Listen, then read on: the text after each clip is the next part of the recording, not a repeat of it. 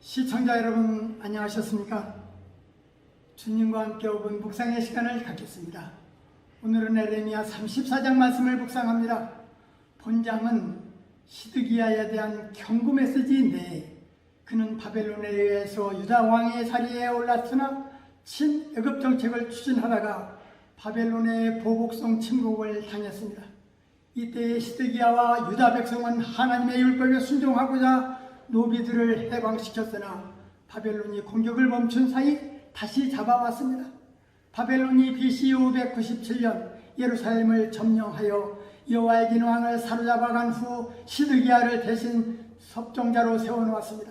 그런데 시드기야가 애굽에 편승하여 바벨론을 배반하자 모든 병력을 동원하여 다시 예루살렘을 보유했을 때 에레미야는 시드기야에게 바벨론에 항복하는 것이 하나님의 뜻임을 경고해 주었습니다. 그러나 시드기야는 이 경고에 불순종했기 때문에 비참한 최후를 맞이하고 말았습니다. 에레미야는 전쟁 중에 유다왕 시드기야를 찾아가서 예루살렘 성이 바벨론 왕 느부갓네살의 손에 붙일 것이고 이 성은 불타겠고 반드시 당신은 사로잡혀 갈 것이요 당신의 눈으로 바벨론 왕을 볼 것이요 당신의 입을 마주대하여 말할 것이요 그러나 여호와께서 말씀하셨는데 바벨론 왕의 칼에서 죽지 않고 평안히 죽을 것이며 내게 분향하며 너를 위하여 슬프다 할 것이라고 시드기야 왕에게 선지자 에레미야가 모든 날을 고했을 때 바벨론 군대가 유다 온 성읍을 쳤던 것입니다. 에레미야는 이스라엘 백성과 하나님과의 언약 중에 히브리인들을 잡아 노예로 삼고 7년 만에 자유롭게 하라는 명령을 어겼고 여호와의 말에 귀를 기울이지도 아니했고 내 말을 듣지도 아니하고 각기 형제와 이웃에게 자유를 선언한 것을 실행치 아니했기에 너희를 칼과 연병과 기근에 붙일 것이고 세계 열방 중에 흩어지게 할 것이요 너희 원수의 손과 너희 생명을 찾는 자의 손에 붙이리니 너희 시체가 공중의 새들과 땅 짐승의 식물이 될 것이며 바벨론 왕의 손에 붙일 것이며 성은 불살라질 것이고 유다 성읍들은 황무하여 거민은 없게 될 것이라고 예레미야는 단호하게 경고했습니다. 하나님과의 언약을 지키지 않는다면 반드시 그 대가를 치러야 된다는 메시지입니다. 하나님은 이스라엘 백성이 역사적으로 동족 중에 가난하여 팔린 노예를 도와준 적이 없음을 지적하고 있습니다. 그런데 이 규정은 애굽의 노예에서 그들을 구출하시면서 특별히 당부하신 명령이었습니다. 따라서 히브리인이 히브리인을 억압하는 것은 하나님의 구원의 역사와 은혜를 저버리는 행위였던 것입니다. 본문 18절에 송아지를 돌로 죽였다고 언급했는데 고대 사회에서 언약을 맺을 때 동물을 희생제물로 삼아서 척추를 중심으로 반으로 나눴습니다.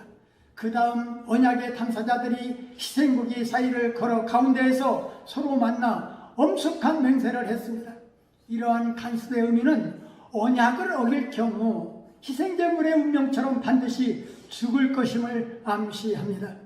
언약은 목숨을 걸고서라도 반드시 지켜야 할 신성한 의무로 간주된 것입니다. 에레미야가 왕궁 시우대들 감옥에 갇혔을 때 이를 행하는 여호와 그것을 지어 성취하는 여호와라는 강력한 메시지는 유다가 바벨론 왕에게 침략당하는 원인이라도 왕이 깨닫게 하기 위함이었을 것입니다. 하나님과의 언약 그곳에 축복과 멸망이라는 선택의 길이 주어져 있음을 잊지 않도록 해야 할 것입니다. 말씀을 상고하며 기도하며 묵상의 시간을 마치겠습니다. 좋으신 하나님 아버지, 에레미야 34장 말씀을 묵상하면서 시드기야의 심판받음에 대한 교훈과 하나님과의 언약을 불이행에 따르는 결과를 가르쳐 주셔서 감사합니다. 하나님의 이름으로 맺어진 약속을 지키지 않은 것은 죄요 결국 거짓이요 속임수이기에 하나님의 심판을 면할 수 없다 하셨습니다.